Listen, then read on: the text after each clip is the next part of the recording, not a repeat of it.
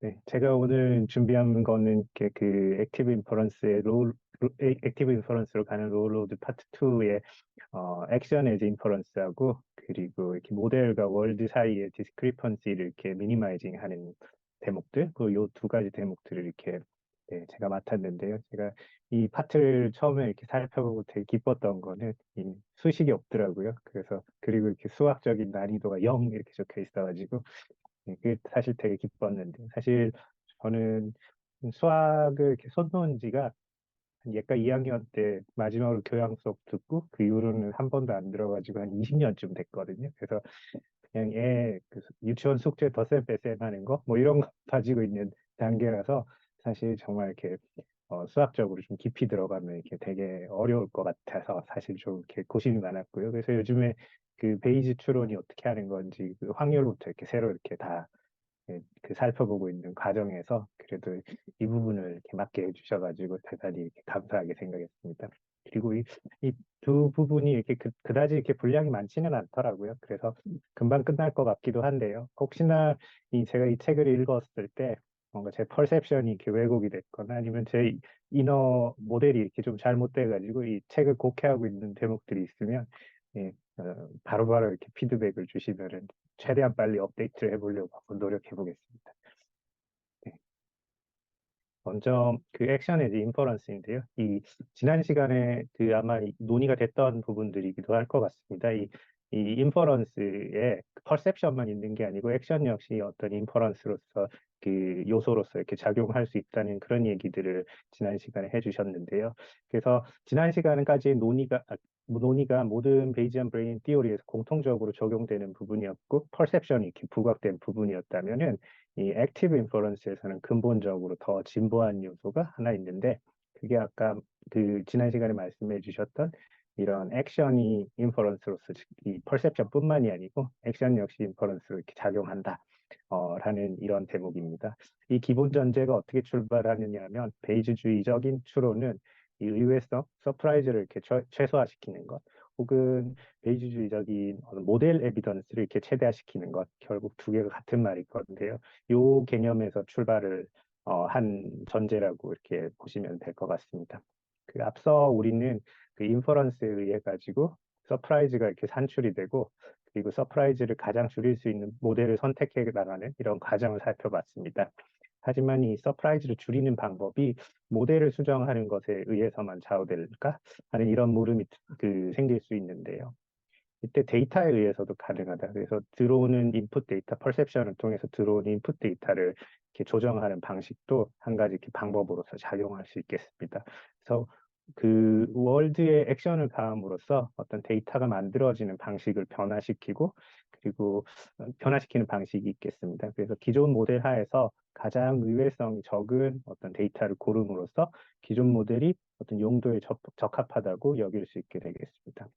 이 액션이 어떻게 그 사이클이 어떻게 흘러나가는지 이 동물의 경우에 대해서 한번 생각해 보게 되어 있었는데요. 이 동물의 경우는 모터 리플렉스 루프의 형태로 이렇게 세상의 액션을 가하게 됩니다. 각 액션 퍼셉션 사이클이 어떻게 흘러가냐면은 어떤 환경으로부터 어떤 옵저베이션이 오가니즘으로 이렇게 전달이 됩니다. 그럼 그때 그 오가니즘은 베이지 추론을 통해서 이 세상 히든 스테이트의 어떤 근사치를 이렇게 그 나름대로 자기 내면에서 추론하게 됩니다.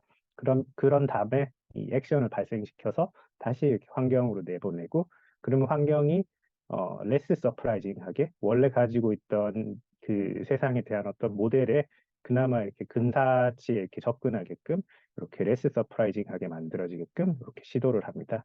그러면 다시 환경은 뉴 옵저베이션을 오가니즘에게 보내게 되겠습니다.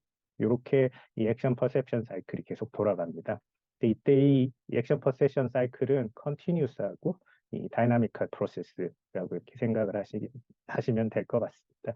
이 책에는 간단하게 그림이 이렇게 나와 있는데요. 아마 이 Y가 서프라이즈인 것 같고 이쪽에 X가 그 내적인 모델이고 여기 X 그 스타가 이렇게 히든 스테이트인 것 같습니다. 그래서 이런 예측 오차가 발생했을 때 이 옵저베이션을 통해서 여기 오가니즘은 다시 액션을 주고 액션을 통해서 이렇게 그 히든 스테이트가 바뀌면 요런 식으로 또 Y의 오차를 이렇게 줄여나가는 방식, 요 사이클이 이렇게 계속 돌게 된다. 뭐 그런 의미를 얘기하는 것 같습니다. 그래서 결국 능동 추론에 있어서 퍼셉션과 액션이란 결국 어떤 단일한 고를 실현시키기 위한 것, 혹은 단일한 펑션을 최적화시키기 위한 것이라고 이렇게 간주합니다. 이 목표가 그러면 이 단일한 목표라고 했을 때, 그 이 퍼셉션과 액션의 액션이 향해 있는 목표는 다양한 표현으로 이렇게 기술되어 있는데요.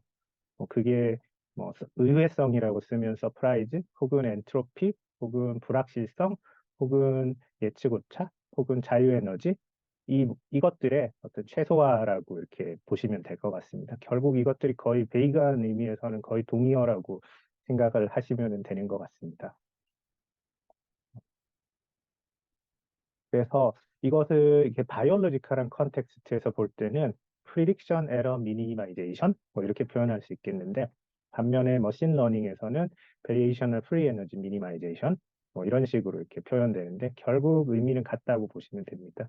그리고 이 variational free energy를 다른 식으로도 또 이야기해 볼 수가 있겠는데, 이는 이 길게 표현을 해보자면 제너레이티브 모델하고 그 실제 월드 간의 히든 스테이트 간의 어떤 불일치 정도, 혹은 기대한 것과 관찰한 것의 차이, 프리딕션 에러, 뭐 이런 식으로 이렇게 좀 기술해가지고 베이그하게 좀 생각해 볼 수도 있겠는데, 이 모든 것이 거의 비슷한 의미이다라고 하는 것 같습니다.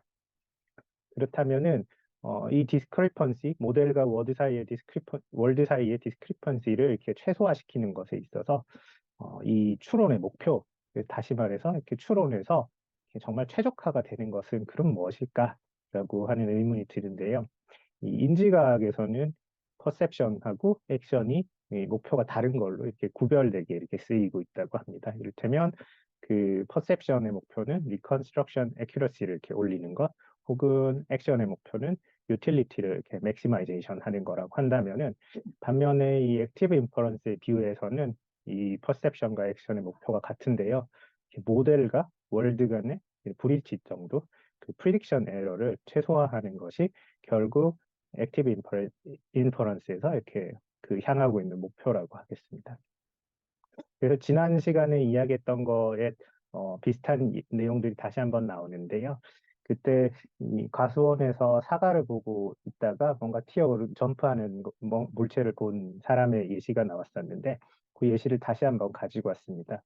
사과를 이렇게 막 보고 있으리라고 예상한 사람이 있는데, 그때 그 이너 제너레이티브 모델에서는 탑다운 비주얼 프리딕션을 하고 있습니다. 이 사람은 뭔가 빨갛고 뛰어오르지 않는 그런 사과 같은 물체가 보이겠지라고 이렇게 어떤 모델을 가지고 있었는데, 근데 옵저베이션에서 이렇게 들어오는 센세이션은 뛰어올랐어 하는 이런 센세이션이 들어왔습니다. 그러면 사과라고 예상했던 거하고 뛰어올랐던 거는 이 디스크리펀시가 이렇게 생기게 됩니다. 이때 이 디스크리펀시를 해결하는 두 가지 방법이 있는데, 하나는 월드에 맞게끔 이 보고 있는 것에 대해서 마음을 고쳐먹는 것입니다. 그래서 퍼셉션에 상응하게끔, 아, 내가 본 거는 사과가 아니고 개구리일 것이다 라고 이렇게 그 모델을 바꾸는 겁니다. 근데 이 방법 이외에도 두 번째 방법으로 이 모터를 통해서 해결하는 방법이 있는데, 가까운 사과나무를 이렇게 시야를 옮겨가지고 사과 같은 것을 이렇게 보는 걸로 이렇게 불일치를 해결할 수도 있습니다. 결국 월드의 변화를 봐하고 염두에 두고 있던 것에 알맞도록 subsequent sensation을 바꾸는 것, 이 액션을 통한 불일치를 해결하는 방법이 있다라는 것을 제시하고 있습니다. 그래서 프리딕션하고 그 옵저베이션하고 이런 디스크리펀시가 생겼을 때, 이 퍼셉션을 따라가지고 빌리프를 바꾸는 방법이 있고, 나의 이렇게 빌리프에 맞추게끔 이 액션을 통해서 세상을 이렇게 다시금 변화시켜서 이 디스크리펀시를 줄인다 하는 이런 그림이 되겠습니다. 근데 두 번째 예시로 이 앞서 본 점프하는 어떤 물체를 본 것과 다른 조금 더 다른 방식의 예시가 하나가 더 추가가 되는데요. 이 두 번째 예시는 약간 성질이 조금 다르다고 하겠습니다. 이 두 번째 예시는 중추 더모 리셉터를 통해서, 아, 내 지금 심부 온도가 체온이 높다고 느끼는 사람이 예시입니다.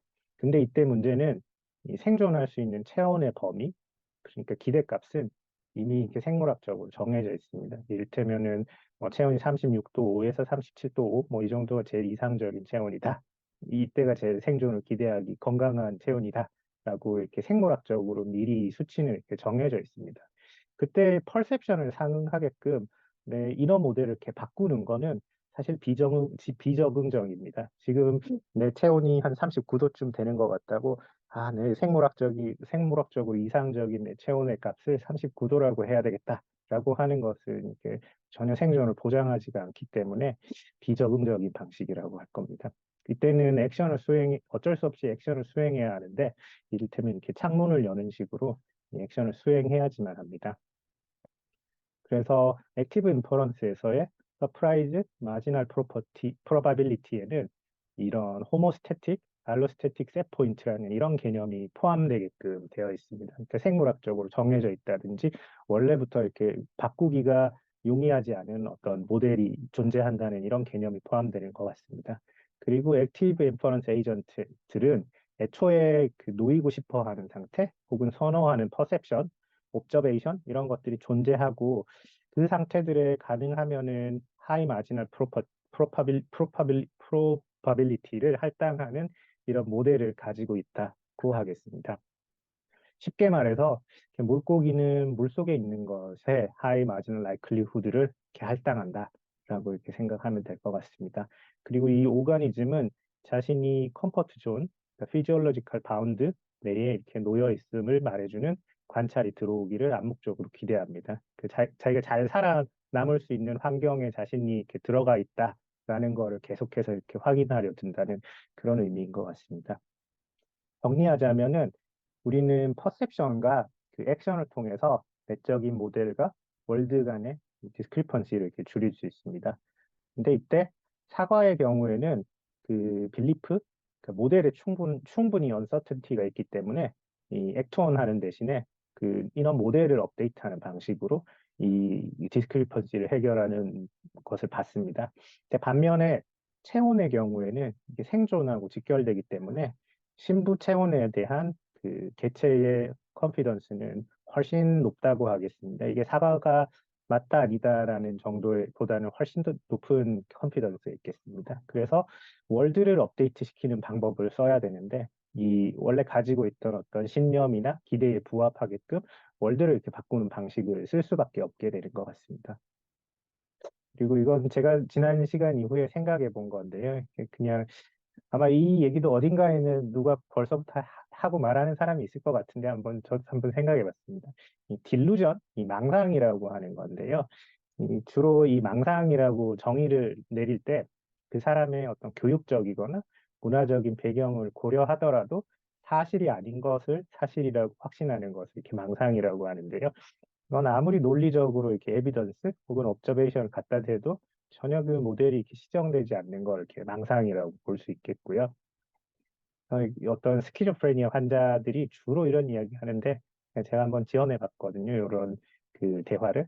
환자가 먼저 이렇게 얘기합니다. 나를 여기 가둔다니 너도 국정원 직원이구나. 뭐 이렇게 어떤 국정원 직원이 자기를 이렇게 박해한다는 어떤 피해망상을 가지고 있는 어떤 사람에 대한 얘기라고 가정을 할 때, 그러면 이제 주치의는 아닙니다. 저는 이 병원에 근무하는 의사입니다. 뭐 이런 얘기를 하겠죠. 그럼 이제 증거를 가져와봐. 신분증 내놔봐. 하면 이제 신분증을 이렇게 제시를 하겠죠. 그러면 이 환자가 하는 이야기는 신분증까지 지금 감쪽같이 위조한 걸 보니까 넌 국정원 직원이 분명하겠다. 뭐 이런 식으로 이렇게 반응할 겁니다. 그래서 결국 사전 확률의 어떤 컨피던스가 이 사람은 국정원 직원의 음모에 의해 가지고 내가 지금 여기 갇혔다라는 어떤 컨피던스가 극단적으로 높다면은 사실 옵저베이션을 아무리 이렇게 주어지게 한다고 할지라도 여기는 병동이다 이런 걸 보여주고 신분증을 보여주고 계속 뭔가 이렇게 옵저베이션을 하게끔 가하더라도 모델 업데이트는 전혀 일어나지가 않고 막 이럴 때는 베이션 서프라이즈가 0이라서 0이 되는 것 같습니다. 그리고 이 정신병리학 교과서에 뭐 이런 얘기도 나오거든요. 망상이 약물에 종종 깨끗해지는 경우가 있다 해서 뭐 안티사이코틱스를 막 주면은 망상이 좀 말랑말랑해지기는 하는데 제가 본 100이면 100명의 환자들은 전부 다 이렇게 망상이 사라지는 경우는 불행하게 한 번도 못 봤거든요. 예, 환자가 이런 식으로 얘기합니다. 내가 입원하기 전에는 위층에 사는 사람들이 거울을 이용해서 나를 관찰했는데 퇴원 이후에는 그 짓을 그만두었다. 뭐 이렇게 표현을 하지.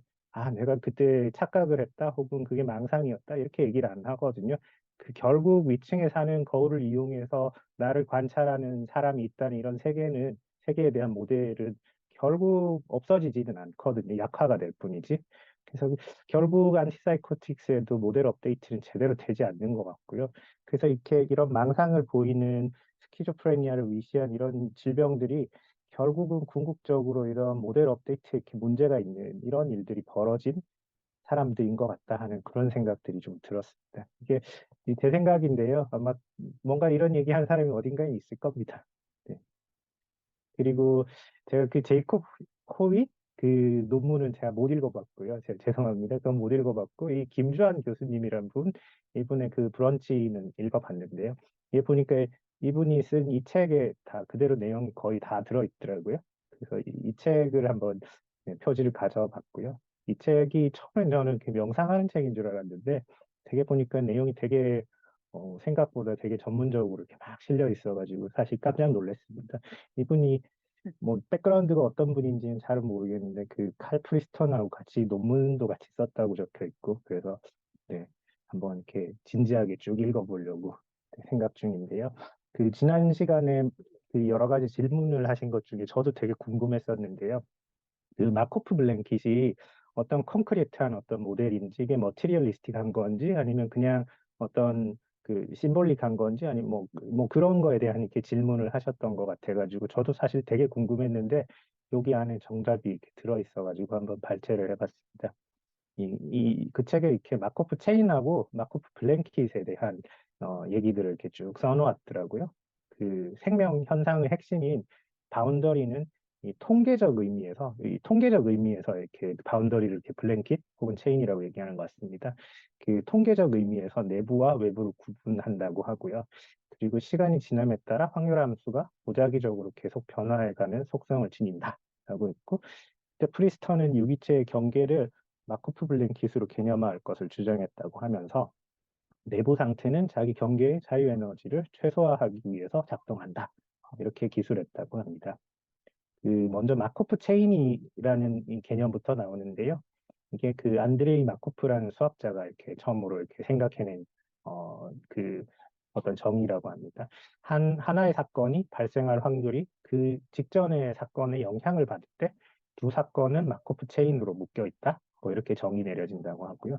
그래서 동전 던지기 같은 거 혹은 주사위 던지기 같은 거는 앞 사건하고 뒷 사건이 그 영향을 받거나 뭐 이렇게 되지 않고 정말 이렇게 독립적인 확률로 일어나기 때문에 동전 던지기 같은 경우에는 이 마코프 체인으로 이렇게 이어져 있다라고 말할 수가 없는 반면에 이 특정 지역구의 이전 선거 당선자의 정당, 요 당선자의 정당이 뭐 A라는 정당이었다고 한다면 다음 선거 결과에도 A라는 정당의 그 당선자가 이렇게 당선될 확률이 이전 정당의 확률에 이렇게 그 영향을 받기 때문에 이런 경우에는 마코프 체인으로 연결돼 있다. 그리고 오늘 내가 먹은 점심 식사의 메뉴와 저녁 식사의 메뉴는 약간 독립적으로 보일 수도 있지만 뭐 점심 때 먹었던 거 뭐 저녁 때 맛있다면 또 먹을 수도 있고 맛없으면은 뭐 안 먹을 수도 있고 질린다고 안 먹을 수도 있고 하는 걸로 봐서 이것들도 이렇게 마코프 체인으로 이렇게 연결돼 있다라고 이렇게 보는 것 같습니다. 어떤 확률이 첫 번째 발생할 확률이 그 직후에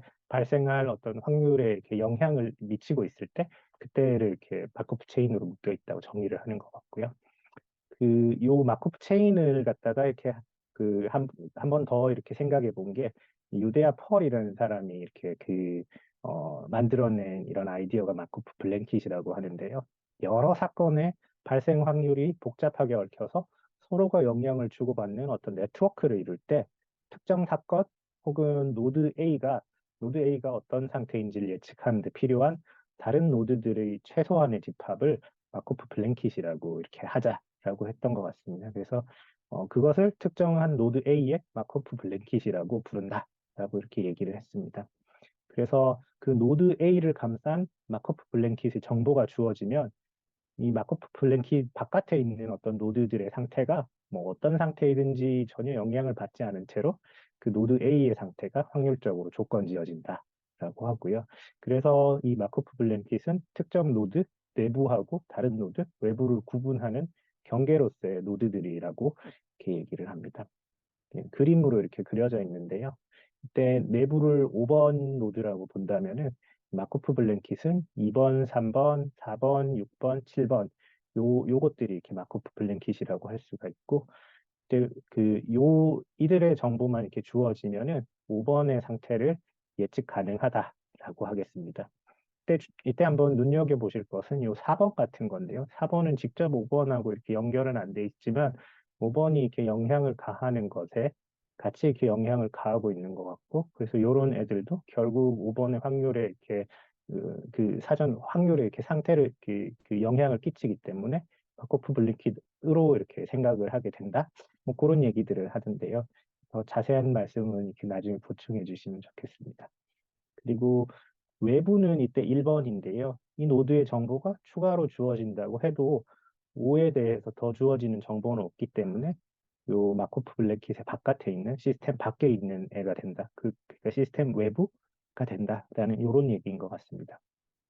그리고 한 가지 재밌는 컨셉이 있었는데요. 이렇게 공간적인 관점에서 마코프 블랭킷은 내부와 외부의 경계인데 이것을 이렇게 시간적인 관점에서 마코프 블랭킷을 바라본다면은 과거를 바탕으로 이렇게 미래를 예측하는 현재가 마코프 블랭킷이라는 이 경계의 개념이다라고 이렇게 얘기를 하는 것 같아서 이렇게 재밌었습니다. 네. 그래서 제가 여기서 또 궁금한 거는요, 이런 철새 날잖아요. 이렇게 철새 날 때 보면 이렇게 막 V자 대형으로 이렇게 막 날아가고, 이렇게 보면 이 전체 대형에서 뭐죠? 이렇게 에너지 소모를 이렇게 최소화하기 위해서 저항을 이게 최소화하는 어떤 비행이라고 하더라고요. 그리고 막 서로 이렇게 위치에 따라가면서 이렇게 하나의 위치가 다른 하나의 위치도 이렇게 막 서로 이렇게 영향을 주고받으면서 이렇게 바꾸면서 결국 어쨌든 V자 대형을 만들어가지고 막 철새들이 이렇게 날아갈 때요. 그러면 뭐 여기 새 한 마리를 이렇게 기준으로 했을 때 V 쉐입이 그런 마코프 블랭킷이 되는 건가? 이런 생각도 했고요. 그리고 한 단계 더 나아가면은 이 마코프 블랭킷이 어쨌든 의식이 이렇게 창발할 수 있는 그 의식이 창발하는 건지는 저는 잘 모르겠습니다만은 의식이 이렇게 깃들 수 있는 뭐 있을 수 있는 위치할 수 있는이라고 표현할까요? 잘 모르겠습니다만은 그런 최소한의 어떤 이 필요 조건이라는 얘기들은 하잖아요. 그럼 이 얘네들 전체가 이렇게 모여 있는 뭐 일종의 군중 심리? 뭐 이런 것도 이렇게 이 생각을 해볼 수 있나? 어디까지가 어떻게 이렇게 의식의 경계로 나눠야 되는지 뭐 그런 것들이 되게 이렇게 그냥 궁금해지더라고요. 네, 그런 상상들을 해봤습니다. 제가 준비한 거는 오늘 너무 빨리 끝났는데요. 여기까지입니다. 네. 네, 수고 많으셨습니다. 제가 질문이 좀 있는데요. 저 먼저 좀 시작해도 될까요? 네, 다른 건 아니고요. 페이지 10쪽에 혹시 보여주실 수 있으신가요? 여기서 엔트로피라는 표현이 있는 것 같아요. 근데 이제 연력학에서 그 연력학 제2법칙을 아마 공부해 보시면 아시겠지만 엔트로피는 이제 물리적으로 항상 증가한다라고 이제 되어 있거든요. 그래서 엔트로피를 엔트로피는 이제 물리적으로 사실 일반적인 거의 모든 경우에 증가하게끔 디자인이 되어 있는데 우리 우주가 이 엔트로피를 최소화한다라는 게 굉장히 재밌는 부분인 것 같습니다. 또 슈레딩거가 생명이란 무엇인가라는 곳에서 역설을 그때 제안했던 것처럼 뭔가 우리 생명체가 잘 살아남으려면 엔트로피가 증가하는 곳에 반대 방향으로 가야 한다는 것, 그 부분을 좀 강조했던 것 같은데 여기서 그 부분이 나온 것 같아서 굉장히 흥미로운 것 같습니다. 네, 그리고 엔트로피에 대해 조금만 더 보충 설명을 드리면은 이제 엔트로피가 물리학에서도 원래 처음 등장했지만 실제로 현대 사회에서는 정보 이론에서 많이 쓰이고 있는데요. 정보 이론에서 쓰이는 엔트로피는 사실상 그 불확실성을 표현하기 위해서 만들었다고 알고 있습니다. 특히 그 정보 이론을 만든 정보 이론의 아버지가 클로드 셰넌이라고 하는 분이신데요. 그분이 굉장히 뭐랄까요? 셀러브리티 같은 성격이 갖고 계셨어요. 특히 MIT의 그 총장님이셨는데 그분이 이제 엔트로피라는 개념을 이제 어떻게 짓게 되는지에 대한 일화도 되게 재밌습니다. 그게 불확실성을 뭔가 나타내는 어떤 메저, 그러니까 측정 값을 정의하고 싶은데 어떻게 하면 잘 지을까라는 질문을 자기 친구인 폰 노이만이라는 이제 천재 학자한테 물어봅니다. 폰 노이만이라는 사람이 굉장히 재밌는 사람인 것이 그 사람이 이제 현대적인 컴퓨터를 디자인한 또 천재이시기도 하고 수학이나 물리학, 뭐 의사결정 이런 굉장히 많은 분야에서 이제 업적을 남기신 분인데요. 근데 그분이 이제 엔트로피로 지어라라고 하십니다. 그 이유가 뭐냐면 그 연력학에서도 엔트로피라는 개념이 사실 진짜 이해하기 어렵고 앞으로도 이해하기 참 쉽지 않은 개념인데 이제 정보의 불확실성을 표현할 때 엔트로피라고 똑같이 수학적 형식도 비슷하고 또 이렇게 이름 붙이면 사람들이 좀 있는 것처럼 느낄 거다라고 해서 엔트로피라고 붙였다 하더라고요. 그래서 엔트로피라는 개념이 앞으로 이제 다음 주나 그 다음 주에 제가 아마 수학에서 설명을 드릴 텐데 일단은 이 페이지가 굉장히 그 엔트로피를 이해할 수 있는 같은 맥락의 개념들이 정말 잘 정리되어 있어서 이걸 좀 언급을 하고 싶었습니다. 감사합니다. 이게 의외성이나 예측 못한 자유에너지 이 개념과 거의 일맥상통하는 거라고 해석하실 수 있을 것 같습니다. 네, 다만 이제 자유에너지랑 살짝 다를 수도 있어서 이 부분은 이제 다음 주에 유림님께서 아마 하시는 그 자유에너지를 이제 수식적으로 좀 풀어보는 그 부분에서 좀 뭔가 이해할 수 있지 않을까라는 생각이 들었습니다. 혹시 다른 분들도 질문 있으신가요? 간단하게 그냥 호기심이 하나 생긴 건데, 어쨌든 여기 부분에서 그 디스크리펀시가 생겼을 때 perception을 바꿀 수도 있고 이제 액션을 바꿀 수도 있다고 하고, 이제 여기서도 이제 이런 예시에서는 perception을 바꾸는 게 자연스럽고 또 저런 경우에서 액션을 바꾸는 게 좀 자연스럽다고 얘기를 하면서 뭔가 그 호메오스태틱, 엘로스태틱 셋 포인트도 막 제시는 하는데, 혹시 이제 이 책을 혹시 조금 더 뒷부분까지 보셨던 분께 좀 여쭤보고 싶은 거는, 혹시 이게 perception을 바꿀지 액션을 바꿀지 결정을 하게 되는 그 결정조차도 뭔가 뭐 통계적인 수학적인 배경, 그러니까 그런 그 때- 그런 것도 뭐라고 할까요? 설명을 따로 하시는지 좀 궁금했습니다.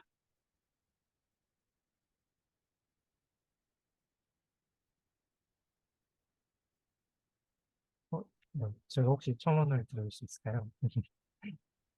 엄청 굉장히 예리한 질문을 해주신 것 같아요. 그 페이지 18페이지 아니면 17페이지에서 그 아마 원희 선생님께서 한번 언급을 하신 부분이 있던 것 같습니다. 그래서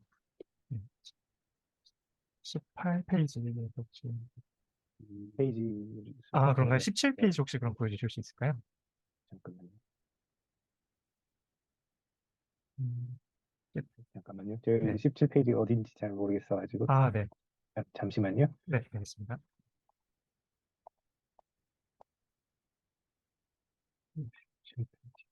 이거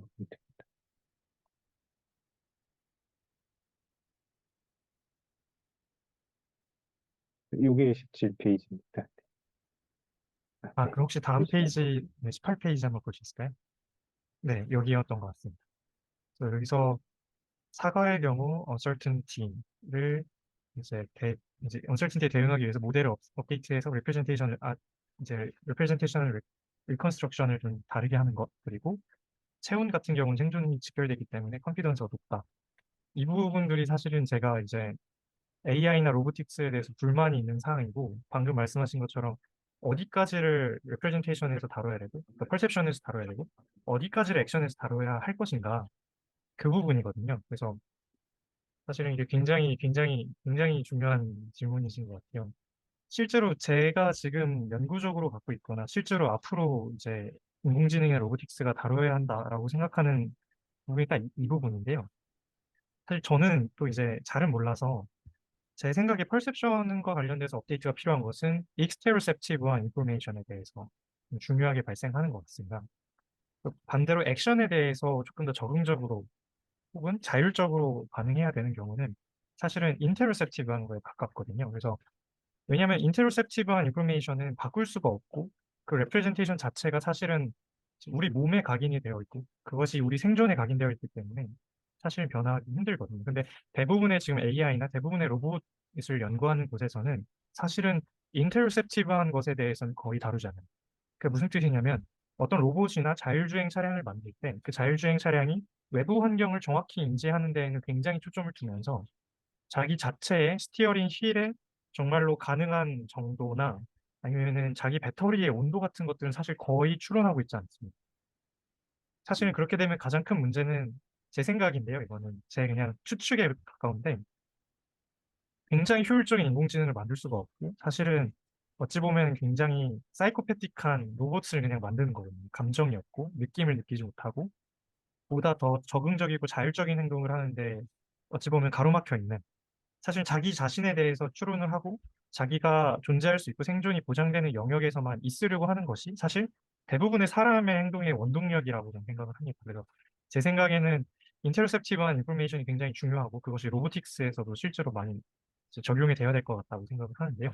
그래서 네, 제 생각에는 이제 representation의 perception을 바꾸는 거는 그냥 익스테로셉티브한 인포메이션을 추론할 때는 우리가 애초에 그것에 대해서 뭔가 선호하는 그 기준이 있는 건 아니다 보니까 그냥 베리에이션을 프리 에너지를 미니마이즈 하되 그냥 퍼셉션 같은 것만 충분히 줄여도 되는 부분이라고 한다면 우리 몸과 관련된 우리 생존과 직결되어 있는 우리 물리적인 특성과 관련된 인테로셉티브한 인포메이션은 그것은 우리가 변화시킬 수도 없고 변화할 수도 없기 때문에 그런 것들은 우리가 액션을 통해서 행동해 내야 되는 게 아닌가라는 생각을 해보았습니다.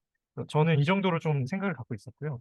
실제로 재밌게도 그 지금 엄청나게 돈이 많이 유입되고 있는 AI나 로봇 연구에서도 그 로봇에 들어가 있는 배터리의 온도나 그런 것들에 대해서 훨씬 더 예측적이고 제대로 작동하게 디자인이 되는 그런 경우가 없어요, 놀랍게도. 그리고 그거를 하는 분들이 사실 의식과학에 굉장히 유명한 분이신 안일세스라고 하는 이제 영국의 교수님이 계신데요. 그분이 이제 의식과학으로 굉장히 유명하신 분인데 사실 박사를 로봇공학을 하셨어요. 그래서 그분이 2010년대 중반 정도 돼서야 그렇게 인터셉티브한 인포메이션들에 대해서도 잘 처리하는 로봇이 사실은 가장 핵심일 거고 그게 굉장히 중요할 거다라고 논문을 몇 개를 낸 적이 있습니다. 놀랍게도 그런 방식을 채택해서 지금까지 제품화가 되거나 적응적으로 행동해 나가는 AI나 로봇은 사실 또 없습니다. 근데 굉장히 필요하다고 생각을 하는데 없어서 네, 인터셉티브 네, 전 그렇게 생각하고 있습니다. 그래서 제가 생각하는 추측은 이 정도인 것 같습니다. 저도 그 비슷한 고민을 해본 적이 있었는데요. 그 어린애들이 막 돌뿌리 걸려가지고 이렇게 막 넘어지잖아요. 그럴 때 이렇게 하는 얘기 중에 하나, 되게 어린애가 하는 되게 나이브한 추론 중에 하나가 돌뿌리가 나한테 와가지고 나를 이렇게 걸려 넘어지게 했다, 뭐 이런 얘기 하잖아요. 그러니까 본인이 어떤 레프레젠테이션을 절대 안 바꾸고 어떤 퍼셉션이 이렇게 디스토션 됐다고 이렇게 막 그런 식으로 이렇게 생각해 봐도 될 것 같은데요. 그게 어린애뿐만이 아니고 성인들 중에서도 이렇게 막 되게 특히나 막 인격 장애를 되게 이렇게 그 시비어한 인격 장애를 가지고 계신 분들이 보면은 주로 잘 쓰는 어떤 이 방어 기제 중에 하나가 이렇게 투사적 동일시라고 하는 방어 기제가 있는데요. 그게 결국 보면은 자기는 되게 선한 사람이고 주변에 이렇게 박해자들이 막 여러 명이 이렇게 온갖 사람들이 이렇게 존재한다는 이런 식으로 이렇게 막 인지를 하게 되는데 그게 이 사람들을 어떻게든 잘 어떻게 이렇게 이 매일매일 만나다 보면 결국 어느 순간에 약간 자기 그 레프레젠테이션을 좀 막 포기하거나 이렇게 수정을 가하는 경우가 있거든요. 아, 내가 이렇게 좀 잘못했다 하는 이런 심정을 이렇게 막 이 시인하는 경우들이 잠깐 반짝 있다가 또 없어졌다가 이런 걸 계속 반복하는데 그런 것들도 어떻게 보면 나중에는 어떤 이런 수식으로 나타낼 수 있게 되는 날이 오지 않을까 싶고요. 그게 정말 모델을 바꿀 것인가, 월드를 바꿀 것인가에 대해서도 이게 어느 쪽을 이렇게 선택하는지 뭐 그런 거에 대해서 이렇게 그 표현할 수 있는 뭐 방식이 있지 않을까 그런 생각들을 해봤습니다. 좋은 의견 감사합니다. 이게 아마 생존과 직결될 수도 있다라는 생각이 드는 것 같아요. 특히 저희가 레프레젠테이션을 안 바꾸는 이유가 뭔가 그거를 뭔가 익스테로셉티브에 대한 것이라도 실제로 인트로셉티브한 것과 뭔가 관련을 지어서 뭔가 생존과 관련된 것으로 오인을 하거나 잘못 추론해서 일부러 안 바꾸려고 하는 걸 수도 있을 것 같다는 생각이 드는 것 같습니다. 특히 또 이제 방금 이야기해 주신 것처럼 인어 모델 관련해서도 굉장히 재밌게 생각을 해봤는데 그 제가 과거에 좀 재밌게 읽은 책 중에 그 심리 조작의 비밀이라는 책이 있습니다. 그 한번 화면 공유 할 수 있을까요? 제가 하겠습니다. 지금 화면 보이시나요? 네. 이 책이 그 일본 정신과 의사신 이제 오카다 다카시라는 분께서 이제 최면 혹은 심리 그 세뇌, 심리 조작에 대한 내용들을 좀 연구한 내용들이 담겨 있는 책입니다. 그래서 여기서 이제 어떤 사이비 종교단체에 정말 깊게 최면을 당해서 혹은 세뇌를 당해서 그 믿음 체계 자체가 정말로 이제 논리적이거나 합리적이지 않음에도 불구하고 그거를 이제 어떻게는 복구하기가 힘든 그런 분들을 좀 소개를 합니다. 근데 이 부분에서 아까 원기 선생님께서 소개해 주셨던 망상 이제 환자분들의 실제 사례랑도 굉장히 유사한 것 같다라는 생각도 들고 이제 더욱이 이제 실제로 이제 일반 그 사람들과 환자를 구분하는 그 경계 자체가 사실은 굉장히 모호하다라는 생각도 드는 것이 사람마다 정말 다 다양한 믿음 체계를 갖고 있고 정말로 합리성과 합리적으로 설명이 안 되거나 자기 자신도 자신의 믿음 체계나 가치관이 좀 설명이 안 되거나 이제 바꾸기 힘든 그런 것들이 있잖아요. 그래서 그런 부분들, 그 이런 인널 모델이라고 하는 그런 부분, 인터널 모델이라고 하는 것들이 재밌게 나오는 것 같다. 재밌게 뭔가 이야기될 수 있을 것 같다는 생각이 드는 것 같습니다. 혹시 뭐 다른 분들도 또 이야기하실 내용들 있으실까요? 저도 그 질문이 하나 있었는데요. 딱 그 근태님이 해주신 질문에 약간 좀 연결이 된 이 컨피던스에 대한 이제 읽으면서 이 컨피던스가 무엇인가가 그러니까 이 챕터 이 섹션에서는 아주 자세하게 나오진 않아서 그냥 이 뭔가 어, 이 internal model과 이 external world의 discrepancy를 줄이는 거에 대해서 두 가지 스트래티지가 있고 그게 perception과 action 이 두 가지 중 어느 걸 선택하느냐를 가르는 거 요인이 이제 컨피던스 레벨이라고 전 이해를 했는데요. 근데 이게 그럼 그러니까 얼마나 서바이벌에 직결되는가에 대한 수치라면은 그럼 이게 뭐 어느 정도의 threshold가 있어서 그 서바이벌에 어느 이만큼 더 그 threshold를 넘는 value로 직결이 된다고 하면 액션을 취하고 그렇지 않다면 이제 perception을 취하고 이런 의미인가를 생각해 봤더니 그건 또 아닌 것 같은 게 왜냐면 그러니까 여기 이 책에서도 나온 예시로 나온 온도의 경우면 저희가 조금이라도 근데 이제 저희 그 homeostatic temperature에서 조금이라도 어긋나면 저희는 바로 액션을 취하기도 하잖아요. 그런 걸로 보면 이제 한 축에 있어서 이제 threshold에 따라서 이게 갈리는 건 아닌 것 같고 그럼 이제 조금 더 질적인 축으로도 나눠지는 건가 이 컨피던스 레벨이 약간 이런 생각도 하게 되는데 이 컨피던스 레벨이 정확히 뭔지를 네, 혹시 뒤에 조금 읽다 보면 좀 더 설명이 잘 나올까 하고 좀 궁금했습니다.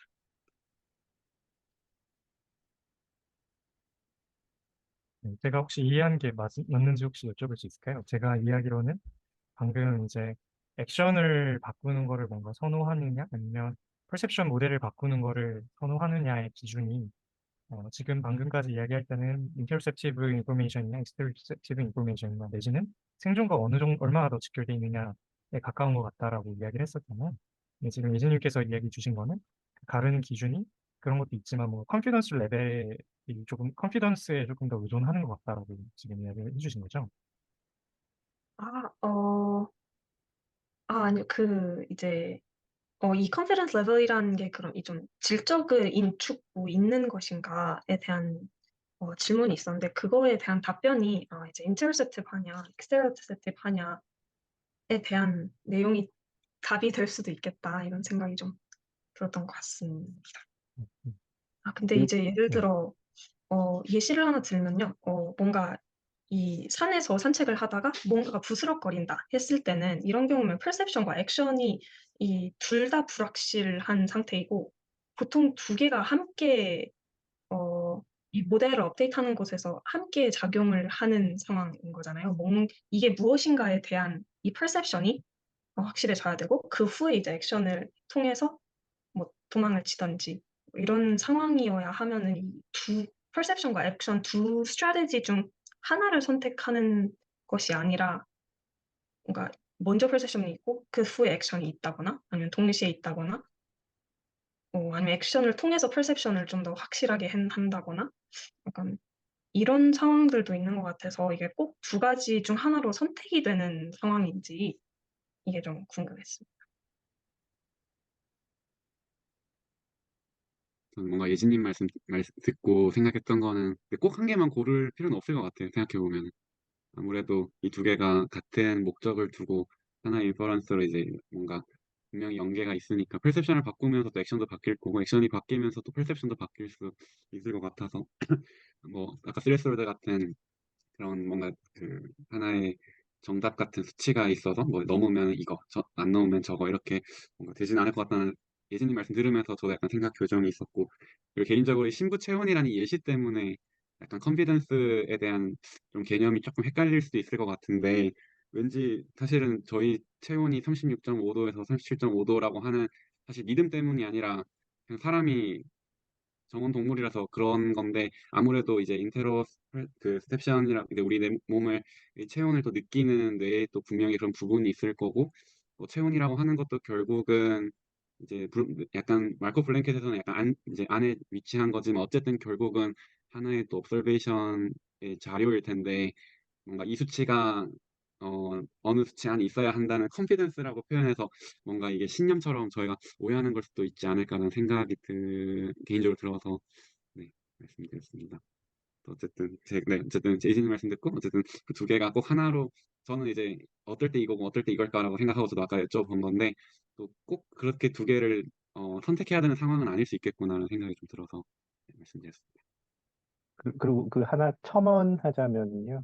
이 컨피던스 레벨이 사실 이렇게 개체마다 다 다를 수 있잖아요. 어떤 사람은 부스럭거릴 때 이게 별로 위험하지 않을 거라고 빌리프가 있는 사람이 있고 더 위험하다고 이렇게 하는 사람, 그 생각하는 사람이 있고 해서 아마 액션이라든지 그 이후에 후속의 어떤 그 결과들은 다르게 나올 것 같은데요. 근데 중요한 건 이 컨피던스 레벨이 그래도 이렇게 진화적으로 생물학적으로 이렇게 정해진 대목들 그런 대목들은 분명히 정말 이렇게 모든 개체에서 공통적으로 굉장히 높을 것 같거든요. 이를테면 우리가 이렇게 그 뭐 이렇게 체온에 대한 얘기가 나왔지만 이렇게 블러드 가스에 대한 그 예시로 생각해도 뭐 O2가 이렇게 너무 떨어지면은 아 이거는 이 내가 그 기대했던 이런 값이 아니야. 여기서는 무조건 빠져나와야 되겠다라고 이렇게 생각하는 사람들이 어, 그 100이면 100명 다 그럴 것 같거든요. 그래서 진화적으로 이렇게 결정돼 있는 세트 포인트는 컨피던스 레벨이 모든 개체에서 전부 다 정말 높을 거고, 근데 이렇게 정말 이렇게 지역적인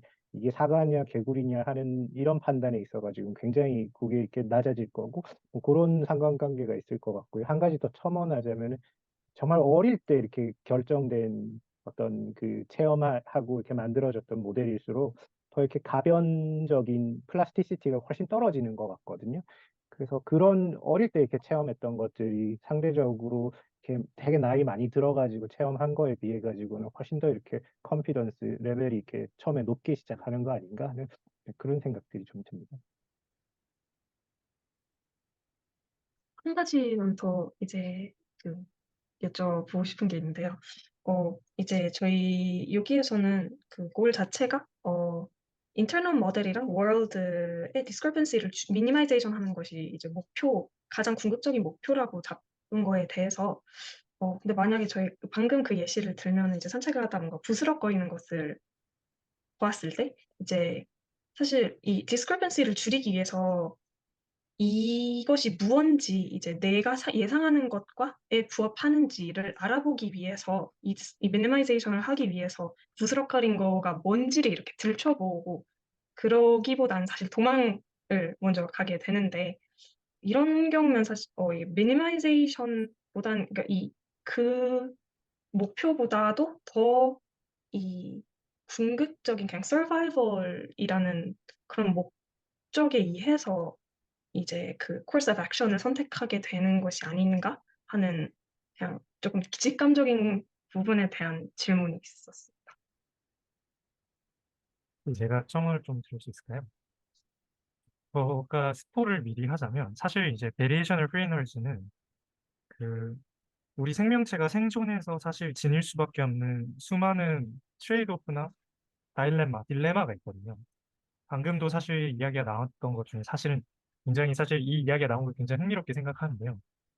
예를 들어 액션을 취해서 뭔가 새롭게 월드를 바꿀 것인가 아니면 퍼셉션 모델을 수정할 것인가 하는 그게 결국에 다음 시간에 사실 배우게 되겠지만 그 두 개를 그러니까 다시 말해 퍼셉션 모델도 정확도를 높이고 액션을 통해서 이제 데이터를 수집하는 방식을 또 바꾸는 그 두 개가 사실은 트레이드 오프 관계가 있어요. 그러니까 하나를 높이면 하나가 떨어지게 되고 하나를 높이면 또 나머지 하나 떨어지게 되거든요. 베리에이셔널 프리 에너지라는 그 값 자체는 그 두 개가 항상 상충이 되는 것 중에 최소한의 상충만 되는 그 트레이드 오프를 해결하는 방식으로 디자인이 돼 있어요.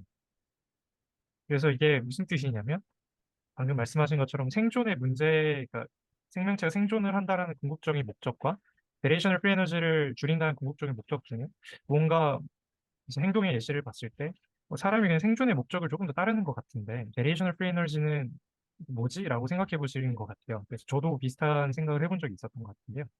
베리에이션을 프리 에너지는 그 엄청 보편적인 그냥 원리여서 생존이라는 것 자체가 사실은 되게 수학적으로나 좀 과학적으로 정의되기 좀 어려운 부분들이 없지 않아 있는 것 같다고 좀 생각을 하거든요.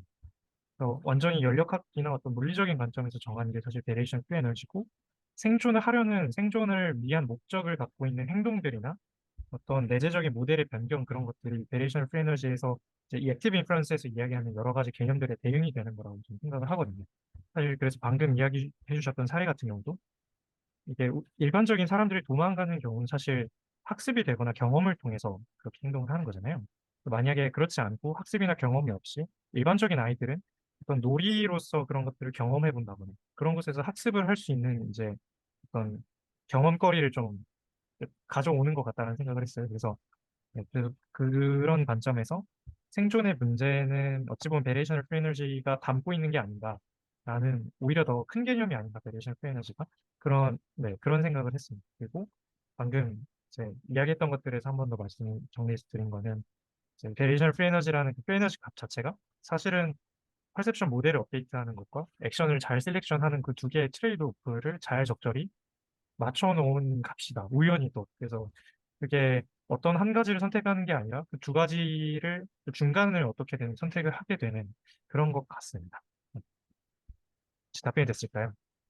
네, 처음으로 드렸습니다. 답변은. 네.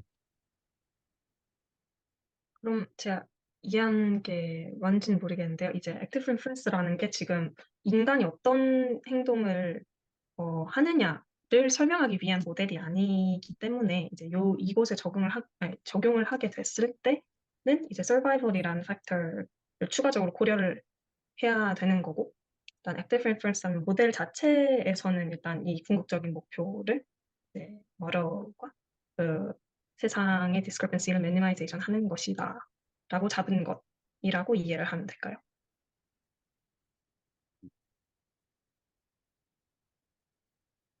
네, 저는 그렇게, 저도 네, 네, 어, 가영님 제 말씀하시죠.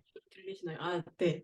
제가 좀 화면이랑 좀 멀리 있어가지고 이게 소리가 잘 들리나 잘 모르겠는데 제가 좀 코멘트를 드리면은 액티브 인퍼런스에서 조금 되게 팬시하다고 느낀 파트가 두 가지가 있었는데 이제 첫 번째는 방금 도현님이 말씀하셨던 그 딜레마를 해소하는데 이제 프리 에너지를 사용하는 게 하나가 있고 두 번째는 이제 그 4단원 가면은 그 액티브 인퍼런스 모델링 하는 게 자세히 설명되는 부분에 나오는데 C 파라미터라는 거를 이제 여기서 소개를 해요. 그게 이제 프리퍼런스라고 해가지고 그거를 약간 보면은 그냥 강화학습 같은 데서 골이나 뭐 리와드를 맥시마이제이션 하는 게 골이니까 뭐 그런 리와드라고 쉽게 생각할 수 있는데 그거를 조금 이렇게 플렉서블하게 맞춰서 넣을 수가 있거든요. 그래가지고 뭐 이렇게 하나로 이렇게 통일한다기보다는 그 여러 가지를 이제 맞춰서 넣을 수 있기 때문에 되게 다양한 분야에다 적용을 할 수가 있고 이제 저는 이제 제 연구 분야가 협소한 이제 정신질환과 과정과 관련된 데 있다 보니까 뭐 이렇게 생존과 뭐 객체의 생존과 막 이런 되게 범용적인 사례는 생각도 한 적이 없어서 생각도 하진 않지는 않지만 어쨌든 잘 이렇게 익숙치 않아가지고 지금 생각을 못 하고 있었는데 이제 여러 분들이 막 이게 토론하는 걸 들으니까 막 갑자기 혼란스러워졌었는데 그 이제 뒤에 이제 모델링 하는 부분이나 뭐 그런 식에 보면은 결국에 그 어떤 컨텍스트가 주어졌을 때 거기서 가능한 액션 같은 거를 일단은 디스크릿한 파트가 제가 이제 주로 했던 부분이기도 하고 저 사실 컨티뉴어스한 거를 좀 해야지 뭐 그런 뭐 생존과 관련된 그런 걸 좀 더 모델링 할 때 적절하긴 하겠지만 제가 잘 몰라가지고 디스크릿한 거 할 때는 액션 같은 거를 그 상황에서 할 수 있는 액션 같은 거를 몇 개 이렇게 이사적으로 설정을 해놔요. 그래서 그 폴리시라고 하는데 그거에 이제 시퀀스에 따른 그런 절차 같은 것도 이렇게 코딩을 해놓고 그것이랑 내가 그 환경에 가지고 있는 빌리프에 대한 그 분포도 동시에 이제 프리 에너지를 미니마이제이션 하면서 같이 이게 업데이트가 되거든요. 그래서 뭐 액션을 언제 하고 퍼셉션을 언제 하고 이걸 약간 구분하는 게 저는 그런 생각을 할 수가 있구나 약간 싶었는데 그러진 않는 것 같아요. 이게 동시에 다 이루어지는 과정이기 때문에. 그래서 아까도 뭐 이제 사과랑 개구리 그런 예시에서도 만약에 내가 이 컨텍스트가 사과를 찾는 그 컨텍스트였다 하면은 거기가 이제 사과가 아니었으니까 점프해서 사과가 아니니까 사과가 있는 대로 봐야지라고 할 수도 있지만 아니면 반대로 아 내가 방금 본 거는 그냥 사과를 찾는 게 목적이 아니면은 그냥 본 거를 개구리가 아니라 사과가 아니라 개구리였구나 하고 그냥 바꾸기만 할 수도 있는 거잖아요. 그러니까 막 그건 약간 컨텍스트에 따라서 달라지는 게 아닌가 싶은 생각이 좀 들었습니다. 제가 막 이게 정리가 안 돼가지고 여러 가지 막 생각하느라고 좀 답변을 늦게 드렸는데 지금 생각한 걸 잘 말씀을 드렸는지 모르겠어요. 지금 머리가 갑자기 복잡해져가지고 네, 정말 열띤 토론을 하셔서 재밌게 듣고 있었습니다. 저도 뭔가 이 노르마티브 모델이라고 하면은 그러니까 제가 생각되는 모든 일단 이 인간의 뭐 의사결정이나 그런 부분에서는 내가 생각할 수 있는 모든 상황들을 다 이렇게 설명을 해낼 수 있는가?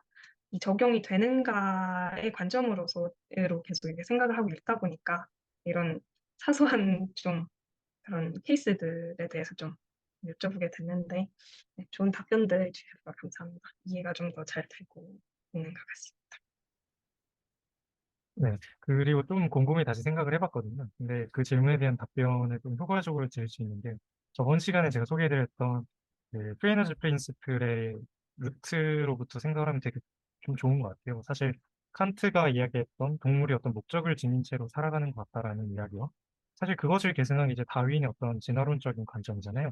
그래서 생존이나 서바이벌이라는 관점 자체도 어찌 보면은 다윈의 발명품이 아닌가라는 생각도 들긴 하는데 근데 그런 관점들을 쭉 발전시켜서 도출된 게 이프 에너지 프린시플이라고 생각하시면 될 것 같아요. 그래서 생존의 문제도 충분히 해결을 하는 원리로서 이프 에너지 프린시플이 지금 이론화되어 있다라고 이해하시면 도움이 되지 않을까 싶습니다.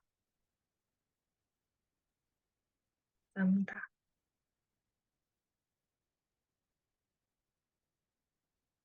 아까 원기님께서 이야기하신 부분들에 대해서 좀 더 생각해 본 게 좀 재미있는 게 있어가지고 계속 이야기가 연결되는데요.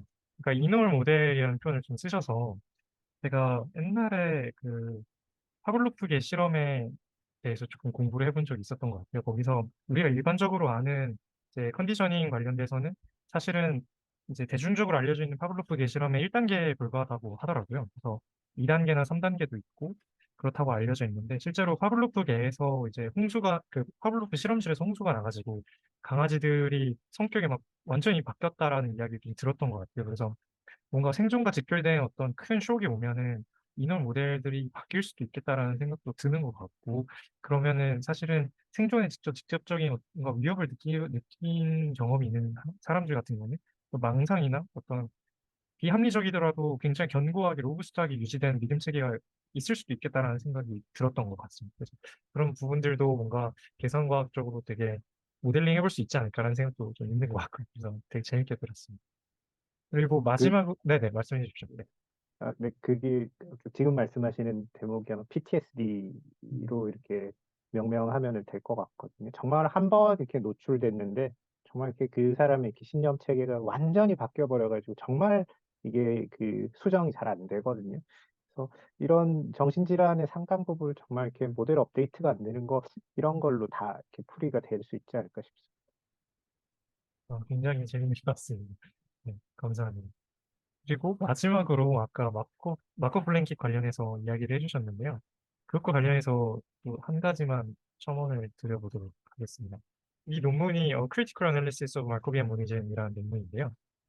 이게 이 마지드 벤이라는 교수님께서 작성을 한 논문이고 이 칼 프리스턴과 그 프레너지 프린스플을 추종하는 추종자들의 이제 형이상학적 관점에 대해 비판하는 논문이긴 합니다. 그게 무엇이냐면 사실 프레너지 프린스플과 액티브 인퍼런스는 시간과 공간도 사실은 가정하지 않고 마코프 블랭킷만 존재한다. 마코프 블랭킷을만 이 우주에서 사실 존재한다. 이런 식으로 좀 보고 있는 어찌 보면 그 듀얼리즘이 아니라 아예 서드 서브스턴스 주의자들이에요. 그래서 마코프 블랭킷만 존재한다라고 보는 이 관점에 대해서 네, 이 마코프 블랭킷만 존재한다는 관점에서 마코피안 모니즘, 마코프주의적 단일론이라는 관점을 취한다라고 이 사람은 주장하고 있는데요.